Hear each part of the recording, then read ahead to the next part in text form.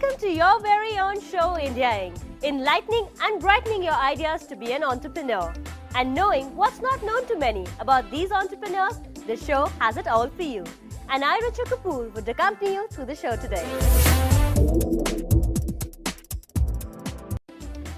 If you're thinking, what am I doing with my phone? It's just not ready to work. And sending it to a service station, you all know it takes forever. But now another plan. And the plan's called etechies.in. To know more about the company and the founder, let's meet the man himself, Mr. Rohit Chaudhary. Thank you for calling eTechies. How may I assist you? Hi, my name is Rohit Chaudhary. I am CEO and co-founder of etechies.in. I'm a pass out of Institute of Rural Management Anand way back in 91-93. A lot of people misconstrue what I do now to what I studied. But at the end of the day, whether you're running rural organizations, rural business houses, or you're running technology companies, all comes out to the same conclusion, which is, pleasing your customers and delivering them services and support in the way and manner that the services are designed. I have done 5 jobs in the past, and all the 5 jobs have been in different domains. December 2009, when this whole bug started biting me about entrepreneurship, and I said, hey, listen, I'm 40 and I need to do something at this particular juncture. And that is the time I basically quit from my job, and I said, now or never. And I set up etechies.in in April 2010. I always wanted to do something new. I always wanted to do something more independently.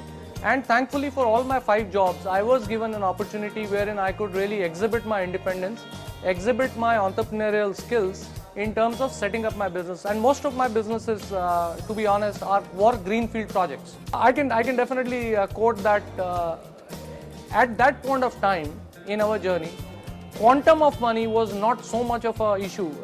The fact that somebody else other than you believes in what you're going to do and do it better. You are an entrepreneur long before you actually take that entrepreneurial journey.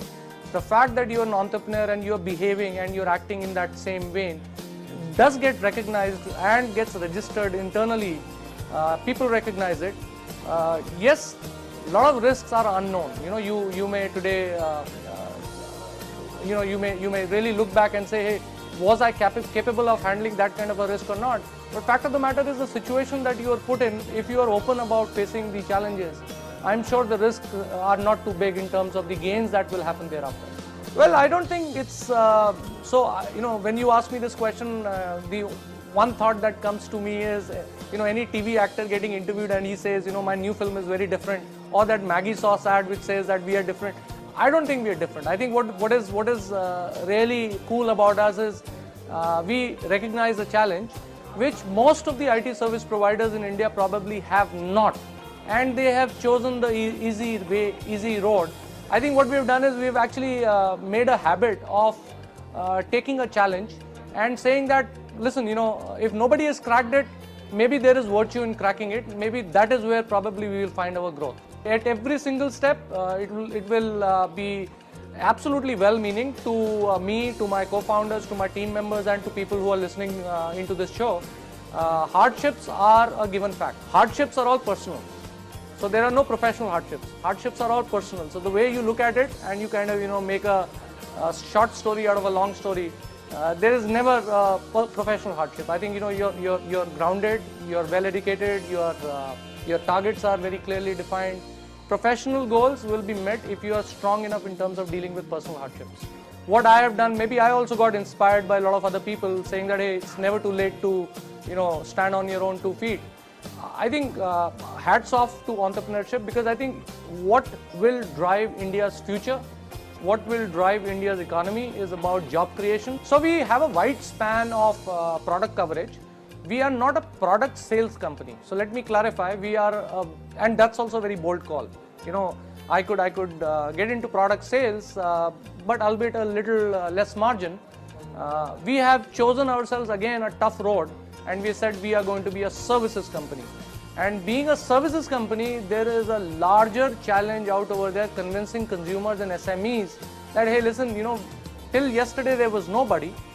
At least today you can count on us. So challenge at a disorganized level. these local technicians who are operating, in a way and manner of mom and pop stores, huge challenge, and that's where the opportunity is. Our USP is that we are as sharply focused on service experience as we are sharply focused on earning revenue.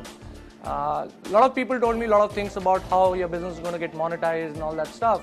I think we are so sharply focused on monetization today, and we are equally sharply focused on delivering a great service quality to the customer. And every single complaint in this company comes right to me, right at the top, in terms of how we are fixing that particular issue.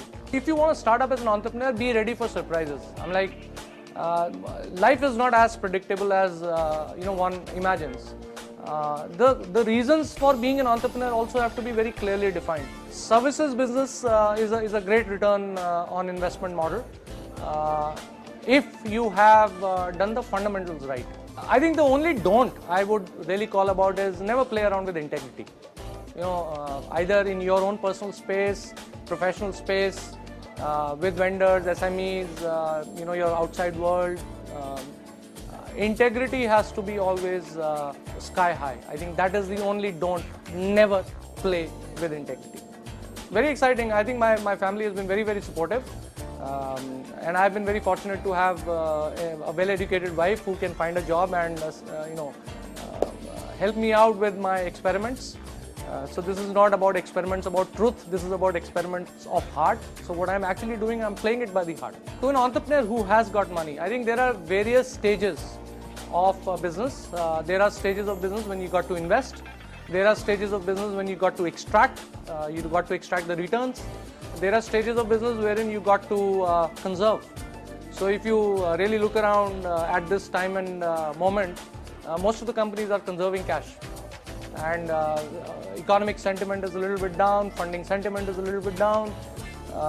So you got to play, and you as an entrepreneur, you got to identify yourself very right and mark out that particular moment as to what do I need to do at this particular moment. Do I need to go invest more, or do I need to really check on my return on investment on the previous investment that I've done, or do I need to just sit quiet and conserve my cash? I think the only piece of advice is, if you are at it, don't give up. Every single force in the world is going to drive you down. And at the end of the day, you cannot be unwise enough not to listen to people. Listen to everybody who's around you. But at the end of the day, listen to your heart the most. Keep standing tall. It is at the time when the chips are down and you're standing tall is when the market recognizes you. When the going is good, there are going to be a lot of advices around you. But when the going is tough, you've got to listen to your own conscience and your own heart and your own conviction and stand tall. My phone is all functional now, all thanks to etechies.in. And I'm sure Mr. Chaudhary's story has helped a lot of first-generation entrepreneurs. This brings us to the end of another inspiring episode. If you want to watch more of India Inc., you can log on to newsx.com. Until next week, goodbye and keep getting inspired.